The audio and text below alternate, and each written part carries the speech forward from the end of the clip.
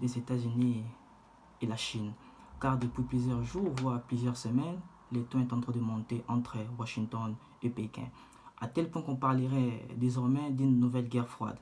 Alors pourquoi cette référence à la guerre froide? C'est par rapport à la situation qui prévalait entre l'Union soviétique et les États-Unis. Qu'est-ce que signifie la guerre froide? Elle est d'abord froide comme le mot l'indique, c'est-à-dire il n'y a jamais eu d'affrontement militaire direct entre l'Union soviétique et les États-Unis du fait de la dissuasion nucléaire. La situation aujourd'hui entre la Chine et les États-Unis peut être comparable à celle de l'époque. Je vais répondre par oui et non. Oui, pourquoi? Aujourd'hui, la Chine est une puissance nucléaire. Les États-Unis sont une puissance nucléaire. Un affrontement militaire entre les deux pays serait catastrophique. D'où, à cause de la dissuasion nucléaire, c'est peu probable qu'il y ait un affrontement militaire entre les deux pays. Mais il faut savoir qu'il y a plusieurs différences. À l'époque de la guerre froide soviético-américaine, tous les conflits du monde étaient soit liés à Moscou, soit liés à Washington. Ce n'est pas le cas aujourd'hui. Aujourd'hui, tous les conflits du monde ne lient pas directement Pékin à Washington. Autre différence, durant la guerre froide soviético-américaine, il y avait une parité stratégique qui a été acquise avec les temps. Je m'explique. Après la Deuxième Guerre mondiale, les États-Unis étaient militairement supérieurs à l'Union soviétique. Et l'Union soviétique s'était fixée pour objectif de rattraper militairement les États-Unis. Ils avaient atteint cet objectif. Bien sûr que cela a ruiné leur économie. C'est pourquoi, à cette époque, on parlait d'une parité stratégique entre les deux pays, mais une égalité économique. L'économie américaine était supérieure à celle de l'Union soviétique. Le PIB de l'Union soviétique était situé à 40% du PIB américain.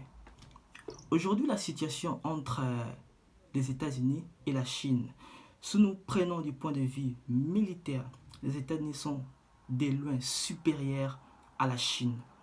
Les États-Unis disposent d'un budget de la défense de plus de 700 milliards de dollars américains, alors que le budget de la défense de la Chine, environ 200 milliards. Les États-Unis disposent de 15 porte-avions, pour ne citer que c'est là. Les États-Unis disposent de plusieurs bases aériennes dans le monde, alors que la Chine ne dispose que d'une seule base à l'extérieur de ses frontières nationales. De la Chine et des États-Unis aujourd'hui, du point de vue économique, est toujours supérieur à l'économie chinoise. Aujourd'hui, les États-Unis sont la première puissance économique, alors que la Chine est la deuxième puissance économique.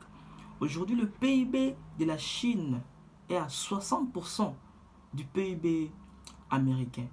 D'où on ne peut pas parler d'une parité stratégique entre les deux pays. Et il y a aussi inégalité économique entre les deux pays. De la guerre froide soviético-américaine, les relations économiques, les relations commerciales étaient vraiment limitées au maximum. Alors qu'aujourd'hui, il y a une très forte relation commerciale entre les États-Unis et la Chine. Les relations internationales étaient un jeu nul, c'est-à-dire là pour les États-Unis, cela entraîne nécessairement une perte pour l'Union soviétique. Contrairement aujourd'hui, les relations internationales sont un jeu à somme non nul. Donc les États-Unis et la Chine peuvent gagner et perdre en même temps. Voilà, chers amis, ce que j'allais essayer un peu de vous parler concernant les États-Unis et la Chine aujourd'hui. Bien sûr, nous savons que les deux pays s'opposent et ils vont continuer à s'opposer. Les deux pays ne vont pas avoir le même langage. On peut le constater même au Conseil de sécurité des Nations Unies, là où la Chine est un membre permanent, tout comme les États-Unis. Ils n'ont pas le même langage. Là où les États-Unis disent oui, la Chine dit non, et vice-versa. C'est en fait ça que j'allais partager avec vous aujourd'hui. On se retrouve prochainement et je vous dis ciao.